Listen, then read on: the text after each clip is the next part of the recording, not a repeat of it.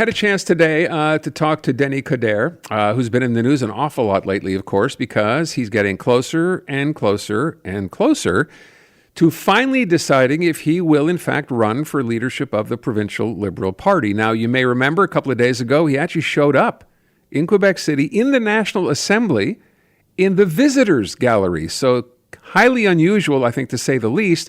But, Denis Coderre, been out there, been on looking for support, I guess. He's been to Drummondville, different other areas as well, but still hasn't made up his mind as to whether he will or won't. He's told us that he's going to take, there's a road a pilgrimage to Compostela in Spain, which he wants to do next month or in April or May. And then he'll decide after that, sometime in June, if he's in 100%. He's told us so far, and actually I asked this question today, he said he's 80% sure he will run, but not 100% yet. So we started today by talking about the fact, and I thought, you know what, let's cut to the chase, get to the real stuff here, how he feels about some people, including, by the way, the former mayor of Quebec City, Régis Lebaume, suggesting that he is too old for the job and should consider retiring from politics. That's actually what Régis Lebaume said. I asked Denis Coderre what he thought about that and what he thought about people who feel the same way. Here's what he said. I think it's stupid because I remember that when the government of Quebec needed some teachers or nurses, they bring them back from retirement, right? So is it a flaw to have experience? I mean, the problem with this generation and some others, they think that it's always somebody else's fault, and nobody take the heat anymore. You always play the victim. We lived that in Montreal, we lived that in Quebec. It's always pointing finger at somebody. I said, no, I like to take the heat. I love the heat. So I have no problem with that. And I want to excuse myself because I gave 40 great years for the population, for my country. If you don't want to hear about me, make sure that there's no more referendum and we don't talk about separation of Quebec. Okay. The only purpose why I would come back, when we talk about housing, I have experience. We talk about immigration, I have experience. We talk about relationship between federal, provincial government, I have experience. I visit the healthcare system, I lived it myself, and what you see is what you get. I want to go back to a couple of things there. Number one, I don't know if you'd agree or not, I don't think there's a middle ground for people for Denis Coderre. Either love Denis Coderre or you hate Denis Coderre, right? So for people who are on the other side, maybe not your biggest fans, how do you convince them that you've changed, or have you changed? I'll tell you a secret. I will never change. I'm going to evolve.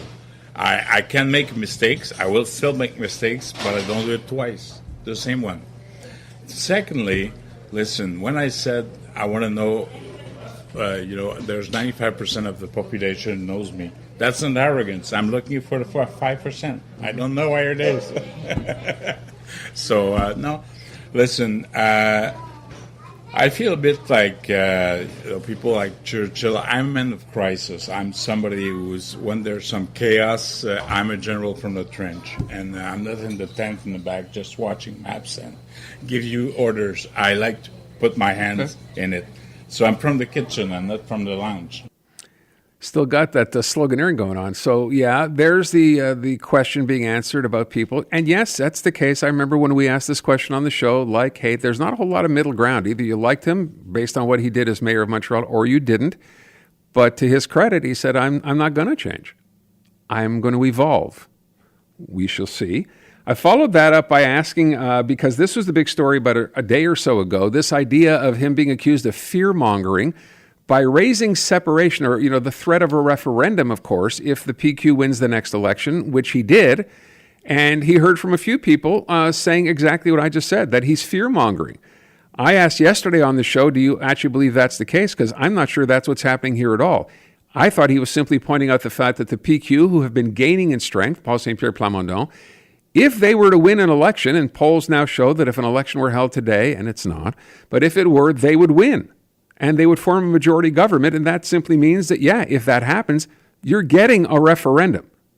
You can go vote for the PQ because you're upset with the CAQ, but if you vote PQ, you should know, not just kind of forget about it, that there will be a referendum coming. So I asked him about that today, about raising it as an issue, and here's what he said. But you're being taken to I task. don't believe in unicorns. You're being taken to task for this fear mongering that they say you did. It's scaremongering. I asked this question on my show. Most people agree with you. Yeah. Most people don't understand, although they will say, "Why is Denis Coderre bringing this up? No one's talking about separation. It's not an issue anymore. There's not enough support They for talk it. about Why public bring it up?" consultation now. I mean, we need to cut that BS once and for all. I mean, everybody used the PQ as a flavor of the month. Now they are heading the polls, and if there's an election, I'm not the one who said they will have a referendum. Now they change even the words for public consultation just to make it pass. But it's good to put sugar on the cake, but Rigolaz is about what's inside, not what's on it. But you brought back no merci. People say, Denis, that's 1980. That's 44 years ago. Well, if there's a referendum, it's yes or no. No. That's it. I believe in the country. That's it. I mean, I served this country for 40 years. I give all my life to this. I want to build bridges among people. I'm fed up to see pointing fingers saying that if perhaps lose is because of the Anglophone, and that there's a rise of anti-Semitism, and I'm going to be there. Says he's going to be there. Again, he has not yet said 100%. He did not confirm that when we spoke earlier this morning, so we still don't know. But I got to tell you, by the way, the entire interview, I'm only playing bits and pieces of this for you. We'll post a link to it online. You can find it on our homepage. But two things. Bill 21. He is in favor of Bill 21. He's also in favor of use of the notwithstanding clause to continue to allow Bill 21 to be in effect, and that is in direct contradiction with the Liberal Party. So keep that in mind. And then this is the part that surprised me, and I'm just going to play a little snippet of this one. This whole idea of those tuition hikes, McGill, Concordia, what the CAC has done, I asked this. What would you do if we move like down the road and you were the Premier of Quebec? Do you go back and rescind the McGill and Concordia tuition hikes? Nope. You don't? No. Nope. Got to say, I was kind of surprised there, but there you go. He is, he's a man of his word. He said no, so we have to assume that's the case. Again, that's only part of that interview. And again, just to let you know, no, he is not officially confirmed that he will run. Says he will let us know in June after he does his 300-kilometer walk. Again, I'm going to mispronounce it. I know it's in Santiago de Compostela, which is in Spain. I think that's where it's a pilgrimage for Denis Coderre. And it's very important. It's about religion for him. And that's what he's going to do. And then he hopes that after that, he'll be able to let everybody know if he will or won't run. So there you go.